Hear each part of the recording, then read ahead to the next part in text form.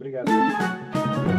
Viva Voz, com Vera Magalhães.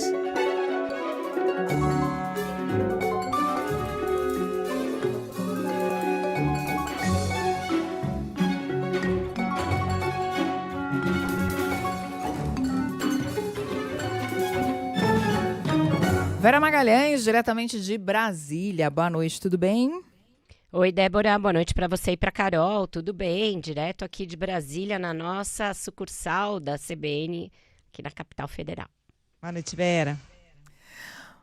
Vera, estava comentando com Carol aqui no início do programa que hoje, 24 de fevereiro, completa um ano dessa formação no Ponto Final. E também um ano da CBN São Paulo, aqui na sede nova no Butantã. Muito legal. Nossa, quanto a sede nova, parece uns 5 anos de tanto trânsito que eu pego pra chegar. Mas que legal, muito bom. Formação muito, muito vitoriosa essa nossa. Vida longa a nós. Vamos a Brasília, então, porque a Samantha Klein tem mais informações sobre uma reunião que foi feita hoje para tratar dos penduricalhos. O que são penduricalhos? Apelido carinhoso, aquelas verbas indenizatórias, gratificações, auxílios, um dinheiro sem fim que acaba sendo somado ao salário dos servidores e que tem ultrapassado o teto constitucional. Oi, Samantha, boa noite.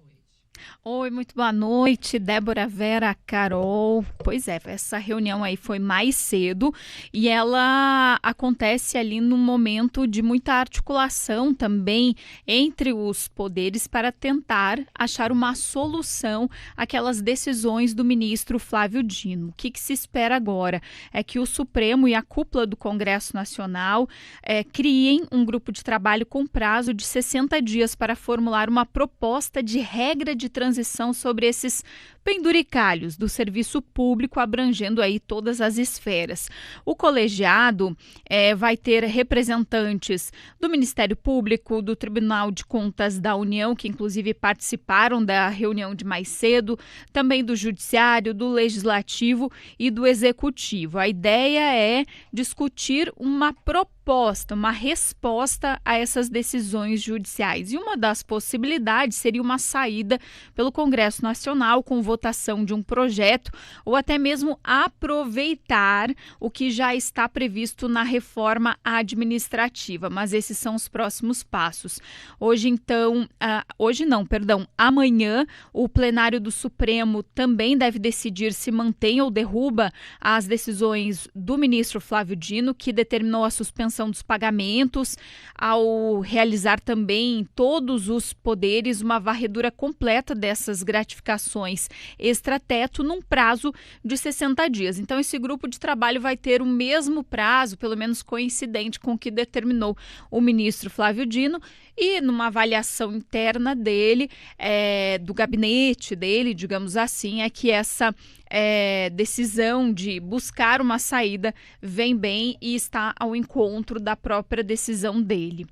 Além disso, vale lembrar que além dessas decisões de Dino, vieram também a decisão do ministro Gilmar Mendes, que determinou que essas gratificações e verbas indenizatórias que estão acima do teto constitucional só podem ser pagas a integrantes do Poder Judiciário e do MP quando estiverem previstos em lei aprovada pelo Congresso, o que não se tem aí uma previsão de ocorrer, ou seja, não deixa de ser uma decisão um pouquinho conflitante nesse período, nesse momento em que Dino já tinha se manifestado. Os dois ministros participaram dessa reunião mais cedo. Com vocês.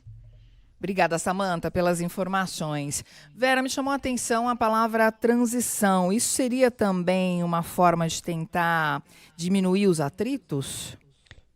Com certeza, Débora, principalmente diminuir a resistência que existe, muito generalizada em todos os poderes, a cortar esse extrateto. A decisão do ministro Flávio Dino, ela foi ali direto na fonte, fechou a torneira, não pode mais nenhum extrateto para ninguém. Isso gerou uma corrida de reclamações, recursos, pedidos de esclarecimento e os chamados embargos auriculares, né? O que são embargos auriculares? Aquele pessoal que vem no ouvido, justamente, dos ministros tentando reverter as soluções. E, principalmente, isso partiu dos tribunais de justiça Brasil afora e, muito fortemente, do TJ de São Paulo, que é um dos que tem mais tipos aí de pagamentos retroativos, penduricalhos, verbas indenizatórias, tem de toda a natureza e é um lobby muito forte, muito poderoso. Então, essa é uma tentativa de contemporização.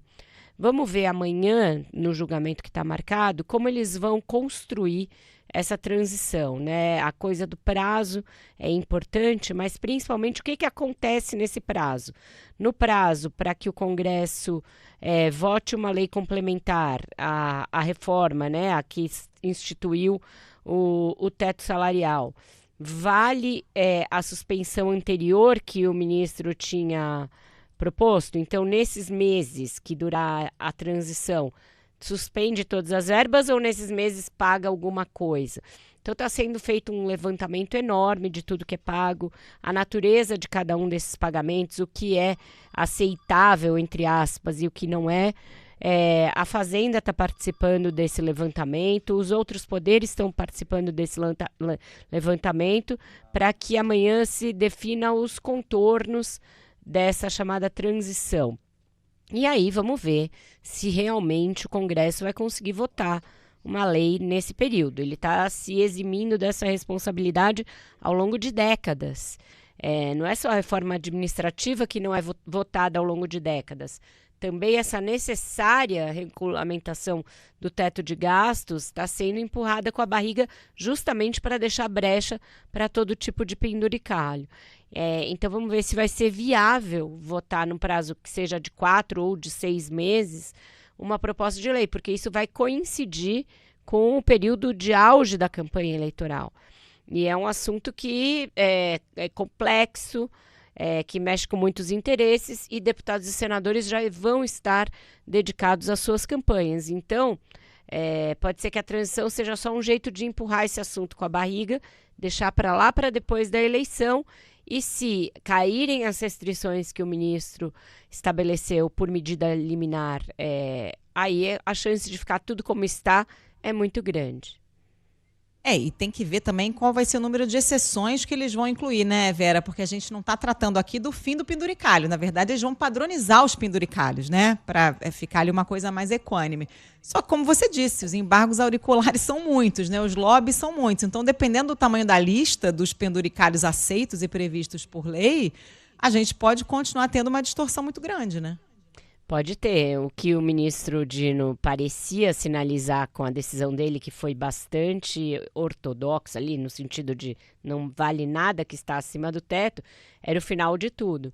Mas essa movimentação nessas 2 semanas já deu para mostrar que isso é um pouco utópico, né, no Brasil. E diante de algumas realidades muito consolidadas, das quais juízes, desembargadores, a elite dos legislativos não querem abrir mão. Então, o ministro ficaria numa batalha quixotesca ali, muito sozinho, não totalmente sozinho. Hoje o ministro Gilmar Mendes deu uma decisão também no sentido de suspender para o Ministério Público e para os judiciários, etc.